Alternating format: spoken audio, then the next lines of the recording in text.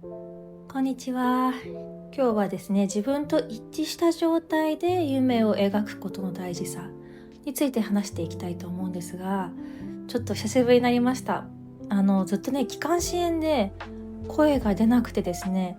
それで余儀なく休憩を余儀なくされて、強制的にちょっと体が休んでくださいと。皆さんお元気に過ごしてますでしょうか。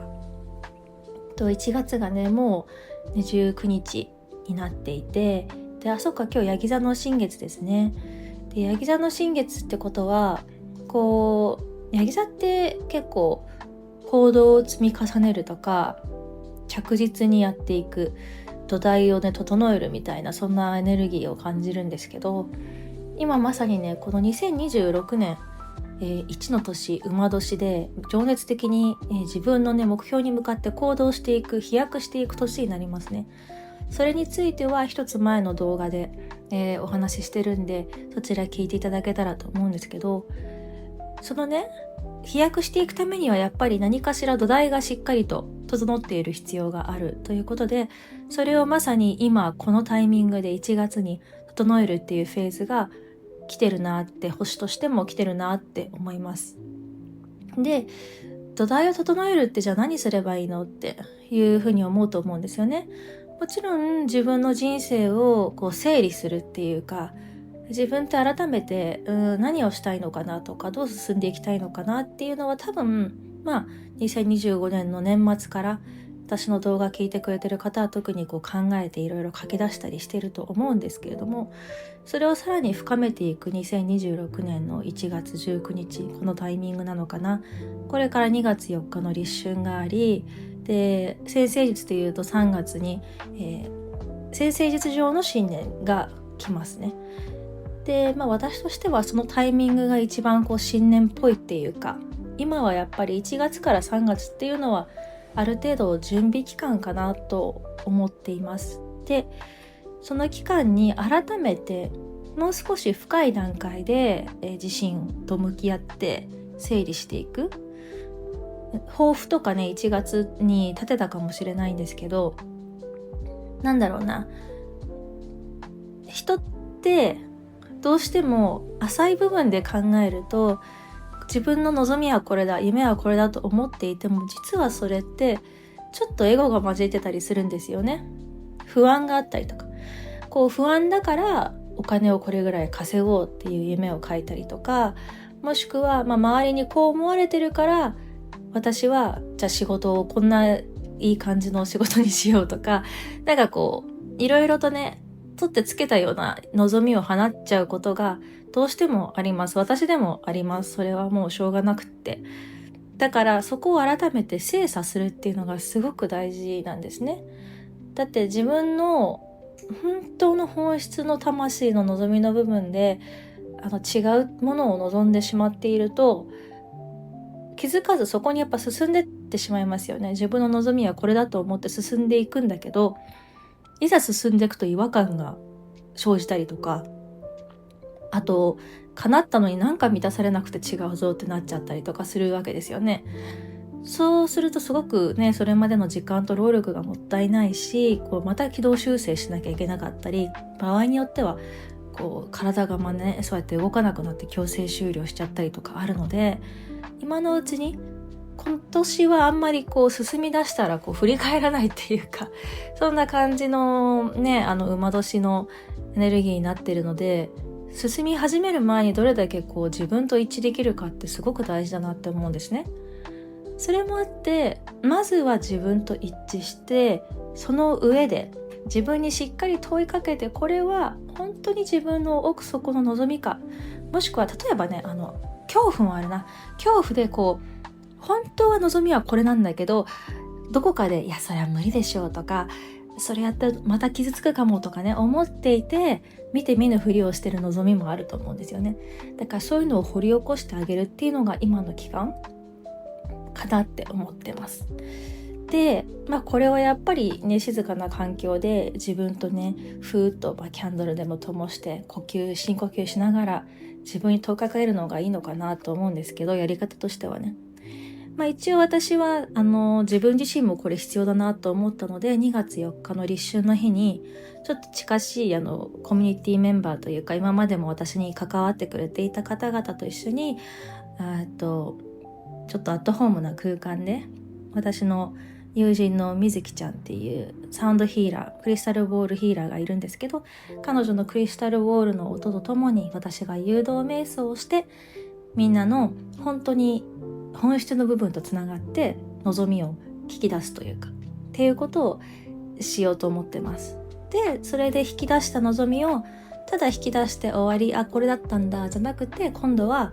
現実的にそれを落とし込むためにビジョンボードっていう、夢マップとかも言いますけど、ビジョンマップを作成するっていう、そんな回を今度企画中です。ビジョンボードっていうのは目に見える形で自分の望みを写真とか切り貼りしながら、言葉でもいいですけど作っていくっていう、そういうものですね。でそれをすると、これもまたすごくヤギ座らしいなっていう感じなんですけど、今ってヤギ座の時期なのでね、ただ思い描いて終わりではなくて、それを思い描いたものをまずは例えばね、そういうボードとかに写真を貼って文字を書くことによって、目に見える形で現実化、物質化してあげる。でそれを物質化したものを日々壁紙にしてもいいですし、携帯のね、それか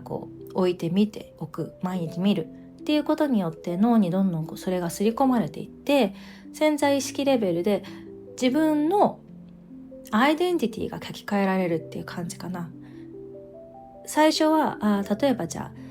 あどこか自由でプールサイドで私はパソコンを持って仕事したいな、ホテルで行きたいなとかいう望みがあったとしますよね。でその発信を貼ったとしたら、最初はそれはただの望みなんだけど、それを毎日見ることによって、いや私はそういう人間だ、私はパソコンを持って世界を旅してプールサイドで作業しているような、そんな人間だっていうアイデンティティがどんどん刷り込まれていくので、潜在意識も変わるし、そしてさらにそれを、じゃあ私は今日どんな行動を取ろうっていう時に、それを叶えるための行動を自然と取れるようになるっていう、現実的な行動面にも落とし込めるようになってくるんですね。それがこのビジョンマップの多分すごいところ。この間も本屋さん行って、私ミニマルインフルエンサーっていう本があったんで、なんだろうと思ってパッて開いたんですよ。でインフルエンサーについての本なのに、なぜか開いたページが夢マップの本で、いかにそれがいい効果があるかみたいな。でそれだけ読んでポッと閉じましたけどね。ベストセラーの本だったみたいだけど、そこにもやっぱり書いてありましたね。潜在意識と顕在意識両方の面で夢マップ、ビジョンボード、同じことですけどは意味があると。でしかも手作業でそれを切ったり貼ったりするのがいかに脳にね効果があるかっていうことでした。なのでそれを作るっていうのをセットでやっていこうと思ってます。今回ねクローズな回なので本当はねやりたかったって、これを聞いてくれて思ってくれた人はありがとうございましたし、ちょっとごめんなさいなんだけど、でもまたね、もしかしたらそういう機会声があればまたやっていこうかなと思いますし、もしくはねご自身でお家でね一人でも全然作れるものなのでやってみたらいいんじゃないかなと思ったりしてます。で人によってこのビジョンボードの使い方は変わってくるかなと思っていて、今私が話したみたいにこれからの夢や望みっていうものをベースに作るのも全然いいし、もしくは自分の世界観とかブランディング的な部分のビジョンをそこに落とし込むでもいいし、自分がときめくものとかすごく大事なもの、日々感謝したいものとかを載せるのでも本当に全然いいと思うんですよ。日々の感謝とかときめくものを載せるって将来の夢とは全然違う内容に感じるかもしれないんですけど、実は日々のそのちょっとしたこととか、改めてね家族がいるありがたさとか、自然が太陽の光を受け取れる気持ちよさとかね、そういったものを分かりやすく置いておくことによって人は感謝を忘れなくなる。で感謝を忘れなくなったら自然と喜びの中で次のフェーズに向かって目標に向かって歩んでいけるっていうか、こう枯渇感とか欠乏感とか満たされない気持ちが前提にある夢じゃなくて、満たされた上で自分の夢をさらにもっと叶えていこうっていうポジティブな方向に進んでいけるっていうのもあると思うので、なんか自分にとって今必要なのはこっちだなって、夢はいっぱい描いてきたけど、今のありがたかさが抜けてたかもっていう人がいたら、そっちをビジョンボードとしてやるのも全然いいと私は思っていて、それぞれの、必要なやり方っていうのがあると思うので、それは各自でね、その自分と落ち着いて深呼吸した時に改めて私はどんなものを描きたいかなっていうのは考えてみたらいいんじゃないかなと思います。それでは皆さんぜひビジョンボードを作ってみてください。そしてその前にもちろん自分と一致することを忘れずに。で、会に参加してくださる皆さんはお楽しみにということで、ではではまたお会いしましょう。ありがとうございました。ルナでした。